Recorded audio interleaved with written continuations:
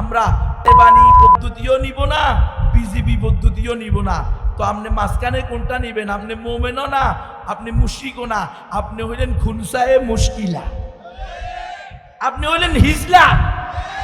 ইমান শেষ। তুমি জুলাই সনদ নিয়ে আসতেছ, একমাত্র ইসলামী শরিয়া ছাড়া কোরআন মানাও সম্ভব না। আমি ইসলামী দল দাবি করলাম, দাঁড়াইলাম, আপনারা সবাই আমারে ভোট দিলেন। সবাই, এমনকি জাসদ বাসদ রামবামেরাও বলল দূর, নৌকায় আর দানের শীষ, দুই সাপের একই বিষ। দীর্ঘদিন দেখছি ওরা ইন্ডিয়ার দালালি করে, এরা আমেরিকার দালালি করে, আমরা মাঝখান দিয়ে হাড়া হুতার ডলায় মরিচের বিষ মরায়। তাহলে এটা বাদ দাও, এবার একটু মোল্লারে গুনবিরেই কি করি, ভোট দিই। ইনশাল্লাহ আমি জিন্দিগিতে ভোটে দাঁড়াবো না। আর যদি দাঁড়াই, আমারে ভোট দিবেন না, থুতু দিবেন। কারণ যে দুই রকম কথা বলে এলো মুনাফিক। আমাদের মুরব্বীরা করছে, হাফিজুর রহমতুল্লাহ আলাইহি করছেন, আমাদের মুরব্বীদের মধ্যে শেখুল হাদিস সাহেব রহমতুল্লাহ আলাইহি করছেন, আমাদের মুরব্বীদের মধ্যে মুফতি আমিন সাহেব রহমতুল্লাহ আলাইহি করছেন। উনাদের দ্বারা গণতন্ত্র দিয়ে ইসলাম প্রতিষ্ঠা করা সম্ভব হয় নাই, তার মানে আমি নবীর দ্বারা বতরিকে আওলা সম্ভব না। আহারে মুসলমান, কিরে আমি কি হাফিজুরের চেয়ে বড় আল্লাহর ওলি হইছি নাকি? আমি কি মুফতি আমিনের চেয়ে বড় প্রভাবশালী হইছি নাকি? আমি কি শেখুল হাদিসের চেয়ে বড় এলেমওয়ালা হইছি নাকি? তাহলে উনারা যেটা পারে নাই, তুমি মোল্লা দ্বারা সেটা বতরিকে আওলা সম্ভব না।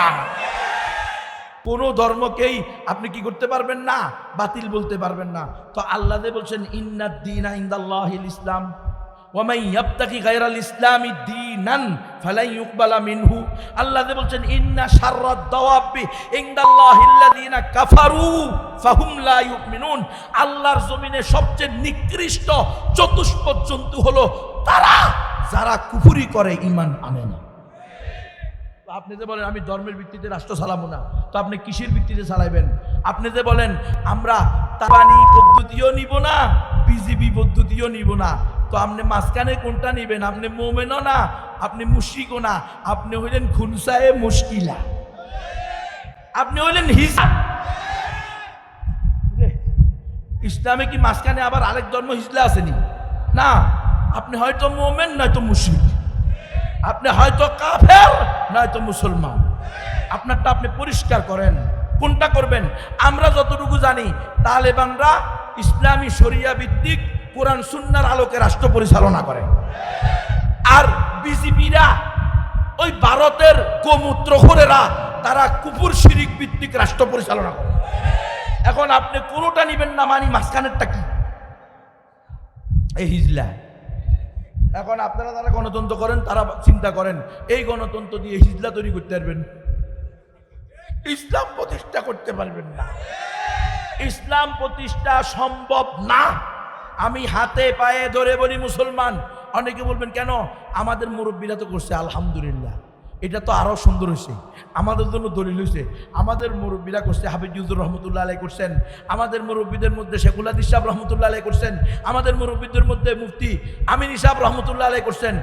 উনাদের দ্বারা গণতন্ত্র দিয়ে ইসলাম প্রতিষ্ঠা করা সম্ভব হয় নাই, তার মানে আমি নবীর দ্বারা বতরিকে আওলা সম্ভব না। আহারে মুসলমান, কিরে আমি কি হাফিজুরের চেয়ে বড় আল্লাহর ওলি হইছি নাকি? আমি কি মুফতি আমিনের চেয়ে বড় প্রভাবশালী হইছি নাকি? আমি কি শেখুল হাদিসের চেয়ে বড় এলেমওয়ালা হইছি নাকি? তাহলে উনারা যেটা পারে নাই, তুমি মোল্লা দ্বারা সেটা বতরিকে আওলা সম্ভব না। আমরা সেটাই দেখতেছি। গণতন্ত্র করতে করতে করতে আমরা ইসলামের কাছে যাচ্ছি না, বরং ইসলাম থেকে দূরে সরে যাচ্ছি। দেখেন না, মোল্লাদের কথাও দুই রকম। শেখ হাসিনার আমলে একরকম, তত্ত্বাবধায়ক সরকারের আমলে আরেক রকম। না জানি খালেদা জিয়া আসলে কেমন হয়। এই তাদের কথা পরিবর্তন, এরা তো মুনাফিক। মুসলমান তো কথা পরিবর্তন করবে না। মুসলমান কল্লা গেলে যেমন কথা, কল্লা থাকলেও একই কথা। গণতন্ত্র এই যে এবারে কি করছে, সবাই মিলে খুশি হইয়া একেবারে ইয়ার ভিতরে সাইন করে আইছে কি জুলাই সনদ। আরে কি খুশি, আমরা জুলাই সনদে সাইন করছি, এটা সংবিধানের সাথে জড়িত হয়ে যাব, মিলিয়ে দেব, সংবিধানের অংশ হয়ে দেব। 2 নম্বরে কি লিখছেন হুজুর? ওখানে লেখা আছে দেশের মালিক জনগণ। যেহেতু এই দেশের মালিক জনগণ, তাই জনগণের অভিপ্রায়ই হবে এই দেশের সর্বোচ্চ আইন। বুঝলেনি? জুলাই সনদ বসে বসে দুইয়া খান, ইমান চলে যাবে, ইমান শেষ। তুমি জুলাই সনদ নিয়ে আসতেছ, একমাত্র ইসলামী শরিয়া ছাড়া কোরআন মানাও সম্ভব না। পরিপূর্ণ কোরআন মাননেওয়ালা আপনি বুদ্ধি থেকে বলতে পারবেন না, পরিপূর্ণ মুসলমান আপনি নিজে বানাইতে পারবেন না, যতদিন না আল্লাহর জমিনে আল্লাহর আইন, আল্লাহর দেওয়া জীবন বিধান, রসুলের আনিত শরিয়া বাস্তবায়ন না হবে, ততদিন আমরা পরিপূর্ণ মুসলমান হওয়া সম্ভব না, সম্ভব না, সম্ভব না। এটা আমাদের থেকে ছিনিয়ে নিয়া এই গণতন্ত্র আমাদেরকে ধরাই দিছে।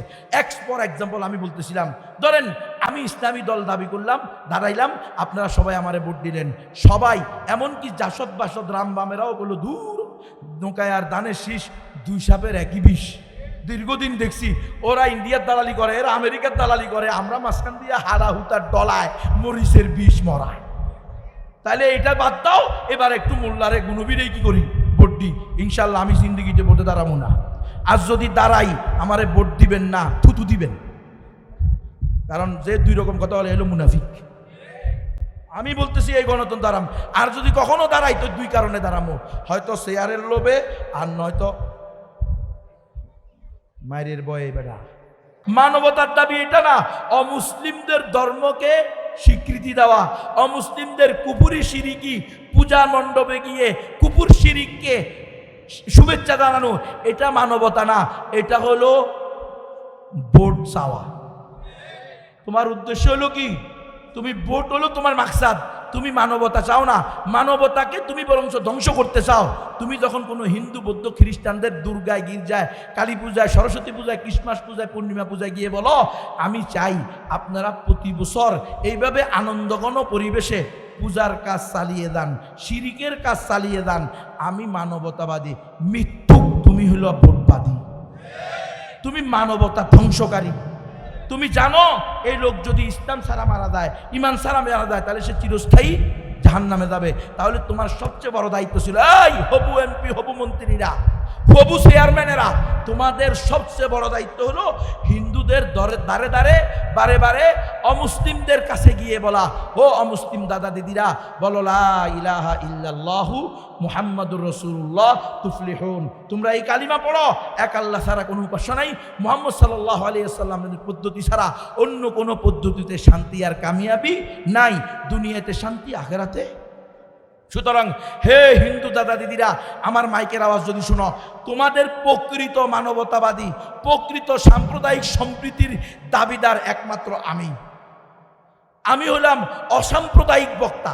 আমি কিন্তু সাম্প্রদায়িক বক্তা না, কারণ আমি কখনো শুধু মুসলমানের জন্য ওয়াজ করি না, আমার ওয়াজ হলো সকল মানুষের জন্য, হিন্দু বৌদ্ধ ইহুদি খ্রিস্টান মুসলমান সবার জন্য। মুসলমানকে বলি মুসলমান, উদখুলু ফিস সিলমি, পরিপূর্ণ মুসলমান হও। গণতন্ত্র করলে পরিপূর্ণ মুসলমান দিয়ে না, কথা কাটা। গণতন্ত্র করলে পরিপূর্ণ মুসলমান, জিন্দিগি তো পরিপূর্ণ মুসলমান, ইমান চলে যাওয়ার আশঙ্কা আছে ম্যাডাম। জাযাকাল্লাহ আমাদের প্রিয় শাইখকে তার মূল্যবান নসিহত পেশ করার জন্য। সম্মানিত উপস্থিতি,